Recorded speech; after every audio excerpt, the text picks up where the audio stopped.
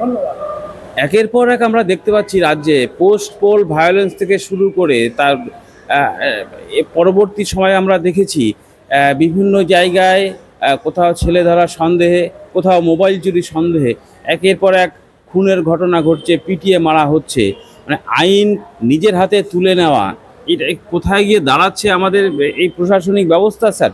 খুব খারাপ জায়গায় দাঁড়াচ্ছে।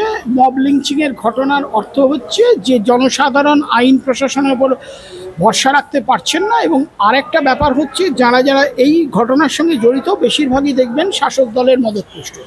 এর কারণ এরা বুঝে গেছেন যে পুলিশ এদেরকে সব স্পর্শ করতে পারবে না, কোনো আইন কানুনের এরা তোয়াক্কা করে না, এবং এরা মনে করে যে এরা as free as bird at large, তারা ঘুরে বেড়াবে এবং খুলেআম ঘুরে বেড়াবে, এবং তারা জনসাধারণের মধ্যে ভয়ভীতির সঞ্চার করবে, সন্দেহজনকভাবে বিরুদ্ধ পক্ষের লোককেও প্রবণ থাকবে এদের মধ্যে, এবং এইগুলো শাসক দলের মদতপুষ্ট হওয়ার জন্য এইসব সুবিধাগুলি তারা পাচ্ছেন।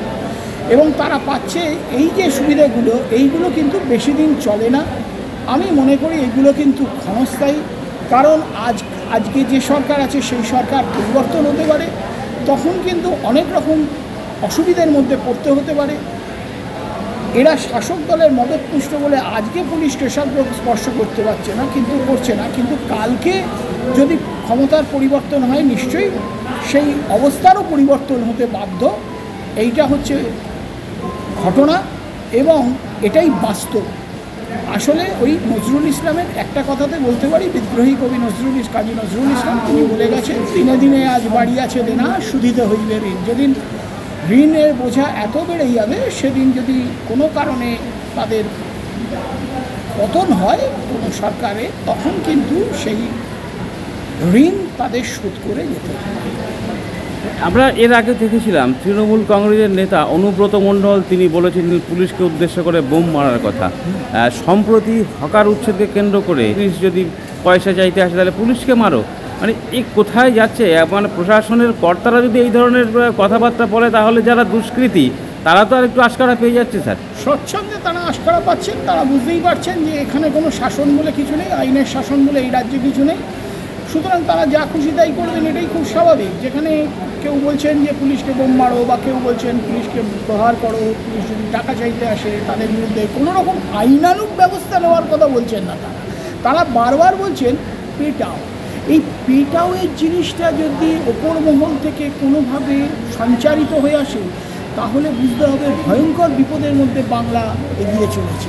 এবং বাংলা সেক্ষেত্রে এই কারণেই বলতে পারি যে তারা যারা এই ধরনের আচরণ করছেন, তারা কিন্তু জনগণ তাদের কিন্তু পরবর্তীকালে নিশ্চয়ই ক্ষমা করবেন। আর একটা বিষয়, সম্প্রতি উত্তর দিনাজপুর জেলায় চোপড়া ব্লকে একটি ঘটনা ঘটেছে, দুজনাকে ভালোবাসে, সেই কারণে ওখানকার একটা সালিশি সভা ডেকে ওখানকার তৃণমূলের সঙ্গে যুক্ত, এটাও প্রচারে এসছে, সংবাদ মাধ্যমে প্রচারে এসছে, নাম হচ্ছে, তার ডাক নাম হচ্ছে জেসিবি। তিনি ওই দুজন মহিলা এবং পুরুষকে জনসম্মুখে ভীষণভাবে প্রহার করে। এই সাহসটা পাচ্ছে কি করে এই ধরনের দুষ্কৃতীরা? শুনুন, মাথার ওপরে শাসক শ্রেণীর হাত থাকলে আইনের শাসন যদি তাদেরকে, তখন তারা মানতে চায় না যে আমার ওপর শাসক শ্রেণীর হাত আছে, সুতরাং শাসক শ্রেণী আমার মাথার উপর হাত রেখেছে, ন্যাচারালি আমি কোনোরকমভাবেই আমি কোনো চিন্তা নেই, আমি যা খুশি তাই করতে পারি, আমি খুলেআম করতে পারি, আমি জনসমক্ষে পিটুনি দিতে পারি লোককে, যাতে মানুষ, সাধারণ মানুষের মধ্যে ভয়, ভীতি, আতঙ্কের সৃষ্টি হয়, যাতে তারা নিজেদের মনে করেন যে বাবা এই ধরনের লোক যাকে খুশি মারছে, তাহলে আমরাও কোনো দিন প্রহিত হতে পারি, মারাও যেতে পারি। সুতরাং মানুষ ভয় ভীতির মধ্যে এগোতে চাইছে না, তারাই জন্য তারা নিরুপদ্রবে এই আইনকে বুড়ো আঙুল দেখিয়ে, বৃদ্ধাঙ্গুষ্ঠ শোয়িং থাম, তারা খুলেআম জনসাধারণকে অত্যাচার করছে। কোন মানুষ কাকে ভালোবাসলো, কোন মানুষের ঘরে কি পাওয়া গেল, কোন মানুষের ঘরে কি আছে না আছে, বা কে কোন জাতিকে বিবাহ করছে বা তার সঙ্গে যোগাযোগ রাখছে, এইগুলো খাপ পঞ্চায়েত থেকে বিচার হয়। কোনো আইনের শাসন যে জায়গায় আছে সেই জায়গায় এই জিনিস হওয়া কখনোই সমীচীন না এবং এটা অসভ্য বর্বরতার দিকেই প্রয়োজন।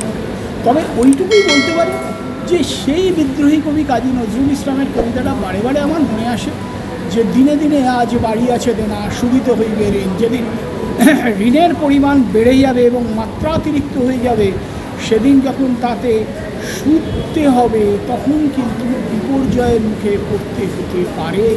এরা শুধু নিজেদের ডোবাচ্ছেন না, নিজেদের পরিবারবর্গকেও হয়তো ডোবাচ্ছে।